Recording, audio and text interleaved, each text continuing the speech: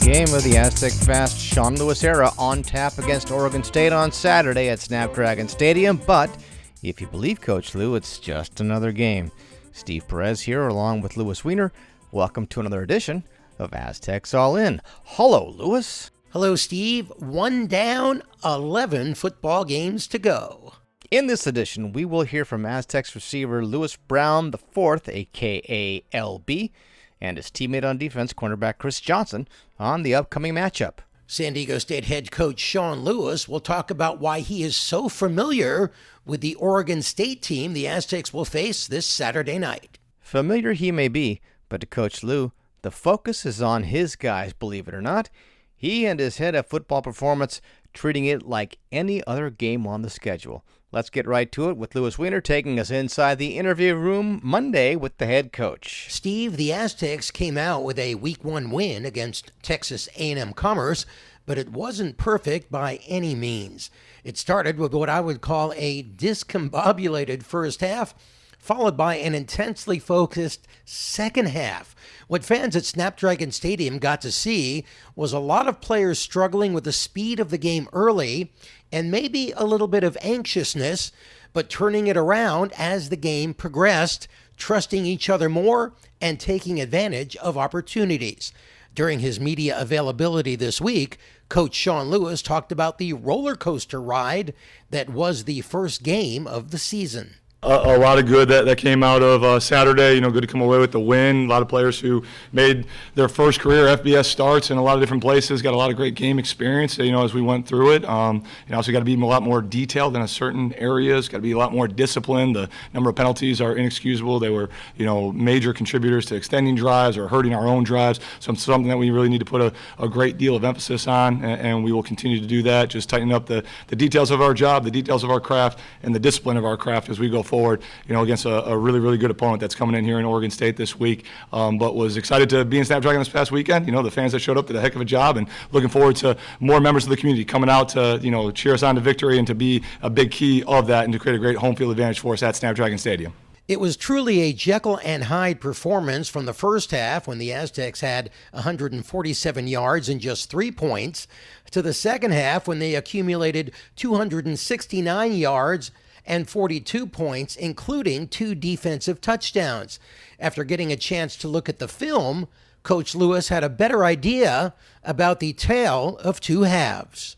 Yeah, I mean, the details in our job was a main difference in how we approached it, right? There was just too many moments in the first half where we were on an edge, where we were supposed to be outside leverage, we're inside leverage, right? Just hat placement, communication, some base fundamentals that we were able to really tighten up. I felt that, again, the guys got to feel the speed of the game for the first time, right, and the roles that they were in, and really have a great appreciation for the urgency and the focus that they need to play with. And then once they got settled into the game and got a feel for what it was going to be like, to do it on their own out there and to really go experience it. Again, there was no magic sauce to the second half. It was a matter of doing our jobs at the level that we were capable of. And, that was a conversation yesterday as we were here and we were owning what we put down on tape, the good, the bad, the ugly. Like, I truly believe that the good moments that we saw is who we're capable of being, and the things that we didn't do to our standard we're not going to tolerate, and we cleaned that up. The guys were very, very receptive and, seeing what they put down on tape and how they can do it better. And I'm eager and excited to get back to the grass tomorrow, right, so we can have a greater sense of urgency, greater sense of focus, and a higher attention to detail, that our guys now know that,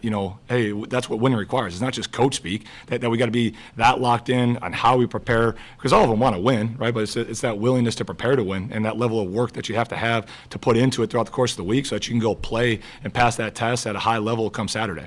True freshman Danny O'Neal got his first start and, like the rest of the team, struggled early, missing on a number of open receivers, but made up for it with a solid second half.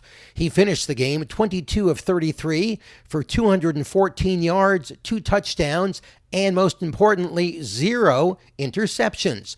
Coach talked about what he saw from his freshman quarterback. And again, there's a different timing and rhythm that those guys need to feel, and have an appreciation for the releases on the edge. And, there's a couple probably where, he was getting a little bit quick in his drop. But again, it's just feeling the speed of the game, settling in, knowing, what it looks like, guys' different body positions and where you can put the ball to make them right. I really thought there was really only one that he kind of sprayed out of bounds that he wished that he would have had back. But, a couple of those other ones, it's a half yard there, it's a half, short or long, but we weren't off by that much. much. And obviously we'll tighten that up as we go forward. Senior transfer running back Marquez Cooper had an incredible debut in his first game as an Aztec, rushing for 223 yards and 2 touchdowns, including a 47-yard touchdown romp where he says he went untouched down the field. Coach says fans can expect to see that type of play a lot from Cooper this season. Yeah, I mean, his preparation and how he goes about conditioning his body, his mental toughness, the chip that he carries on his shoulder that you guys got to feel a little bit when you were talking to him post-game, right? Like, he's got a tremendous pride in his performance, and it doesn't matter if it's, the first rep of a Tuesday practice or it's the last rep of game day Saturday. He handles those moments like an elite competitor, and he goes about them the right way. And so just that mental makeup that he has, and his humbleness, right, that he wants to go out and he wants to, play for something bigger than himself as well. Like, he wants to maximize all those opportunities that the O-line creates for him, right, and share that joy and that passion with them as well. But his mindset, his makeup, and his journey is what makes him so special. The Aztecs return to Snapdragon Stadium Saturday night at 7:30 to face Oregon State, one of 3 former Pac-12 teams on the schedule this season. And it's a team that likes to run the ball, and they're really good at it. Steve will have more on that in just a few minutes, but Coach Lewis says he's very familiar with 3 of those offensive players because he coached them last season at the University of Colorado. They can control the line of scrimmage. They had 2 backs that went over, 150 yards. One I'm really familiar with Anthony Hankerson. We obviously spent last year at Colorado together. Their starting center, Van Wells, was our starting center last year at Colorado. Their left tackle was our starting tackle at Colorado last year, right? I mean, so they're big up front. The head coach has been there. He knows the personnel, and obviously has built it to his image, with the turnover that they've had. But they're going to lean on the run game. They're going to possess the ball. They ran it, 58 times, and conversely, because of that, they took the air out of the ball for an explosive offense in Idaho State, right? That only had, I believe it was like 60 or 61 snaps, right? So we got to do a good job, killing the run and taking that advantage away from them, which is going to be a strong test and a strong challenge, right? And then, defensively, they do what they do, and they do it really, really well. They have a exotic third down package that stresses you with various pressures. They have 2 edge rushers that are dynamic. They can really go 3 deep at that position, and they got some really good length and rangy athletes in the back end that do a good job in their coverages and the way that they mix and match their zone and man coverages. So more than capable, obviously, right? Really, really dangerous team, and really, really well coached and a disciplined unit. Steve, we've been talking about Aztec Fast since Coach Lewis was hired last November, and for the most part, it's been associated with the offense. But after coming up with 2 defensive touchdowns in the second half and holding Texas A&M Commerce to just 180 total yards, Coach Lewis says his defense is pretty fast too. Yeah, I mean, they're opportunistic, right? Anytime that you get an opportunity to, go hunt the football and generate, 2 turnovers that lead to 14 points immediately, I mean, that's a huge swing, right? I mean, to be able to start that second half and, to capitalize on the errant snap, and for Trey White to keep that thing alive, and for Tano to swoop in and get a scoop and score, right? I mean, there's obviously JD. Everyone sees JD's pick 6 coming out of the post and running that thing back, but there's an unbelievable, pass rush move by Hendo, from the field side, and Owen did a great job firing and up and under the man side guard, and they meet at the at the quarterback and force an errant throw that ends up being that lollipop in the middle of the field. But again, we got long, rangy guys that are explosive with really good ball skills that can cover a lot of ground and fly to the football, right? So yeah, the Aztec Fast mantra gets labeled, instantly with the offense, from rightfully so, I guess, right? But it's a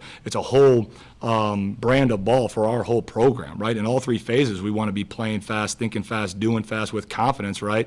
But then having fun while we're doing it, being accountable to one another, being really smart with how we do it, and then having a real toughness about how we go about our work in all 3 phases of the game, not just offense. One last thing, Steve. The Aztecs could be without starting left tackle Joseph Bourgeon on Saturday night. He left the game in the first half after suffering from what Coach Lewis described as knee and ankle injuries. And Lewis, it's almost a certainty there will be no Bourgeon this week, barring a miracle.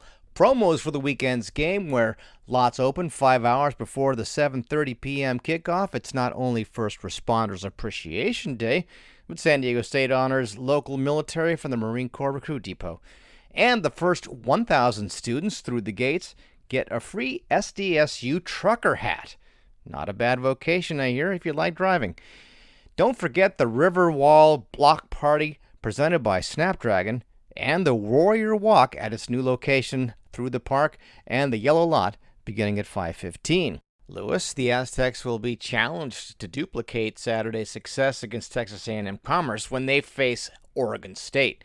The Beavers are a step up in class, though somewhat weakened by their current status as a leftover from the so-called Conference of Champions, which you'll recall collapsed so non-ceremoniously coming into last season. I've seen Jenga stacks hold together better. Anyways, Oregon State coming off a 38-15 domination of their opening day foe, Idaho State, and they handled the Aztecs at home last year, 26-9. This year, however, Aztecs bolstered by a strong performance on both sides of the ball in their home opener, at least when the flags weren't flying. And they have Oregon State at home. In addition, the Aztecs have a bona fide feature running back in fifth-year senior Marquez Cooper.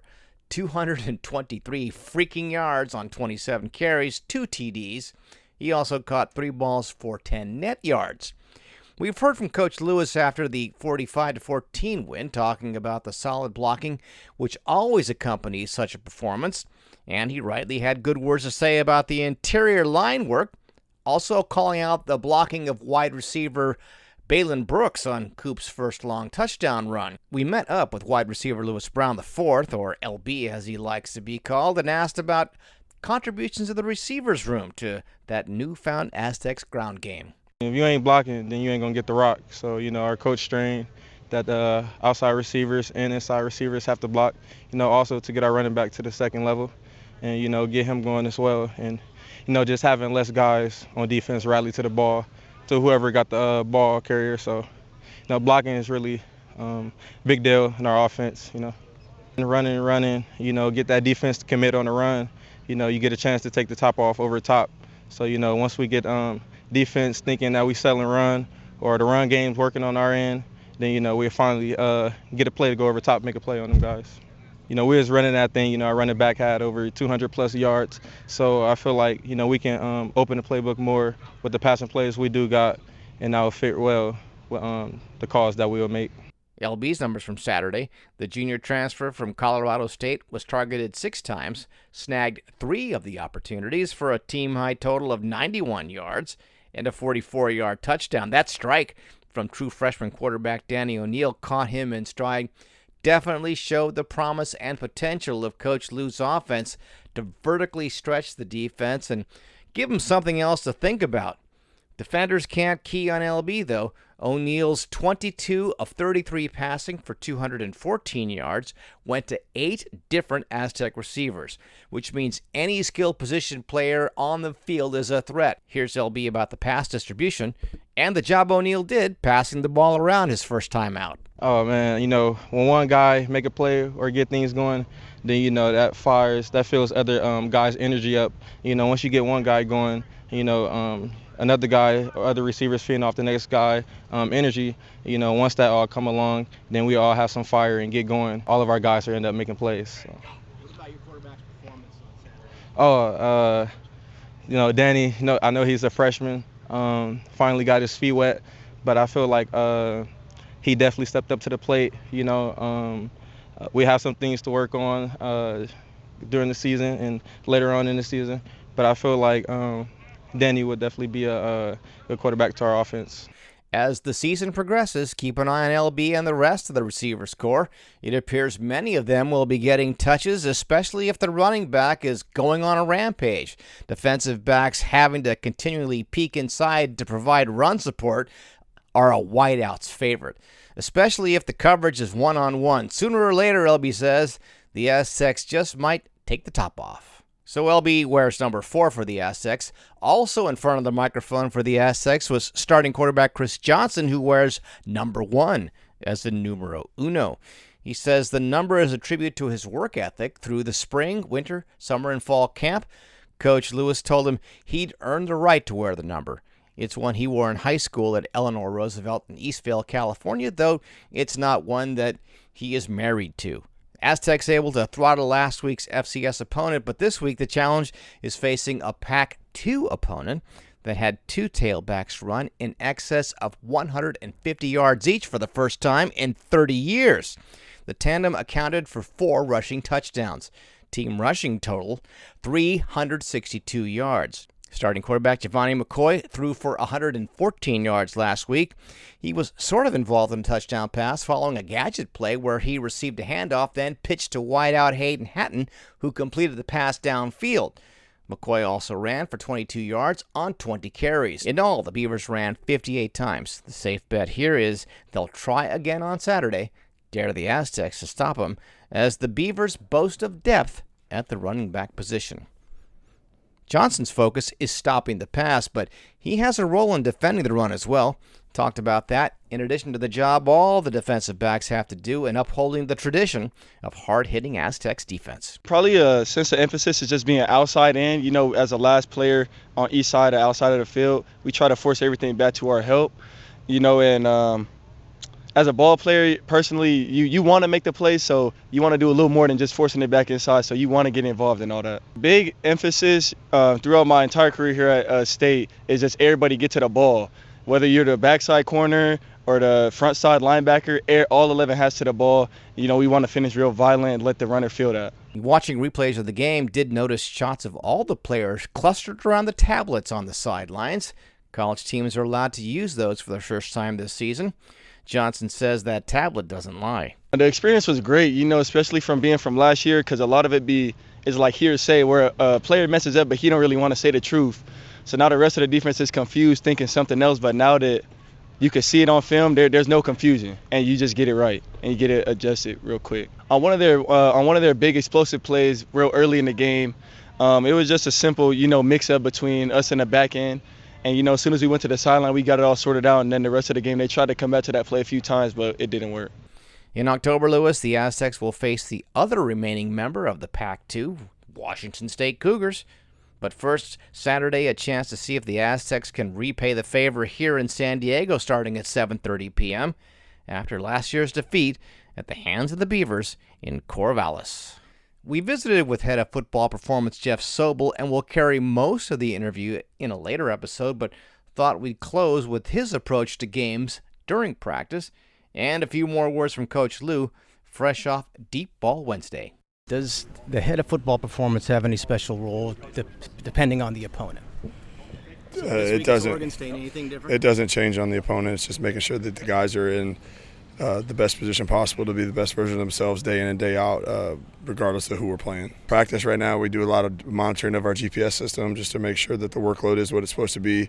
Walking around, making sure guys are hydrated and preaching what we've been talking about all the way since January, all the way through to the end of the summer with what we emphasize in training.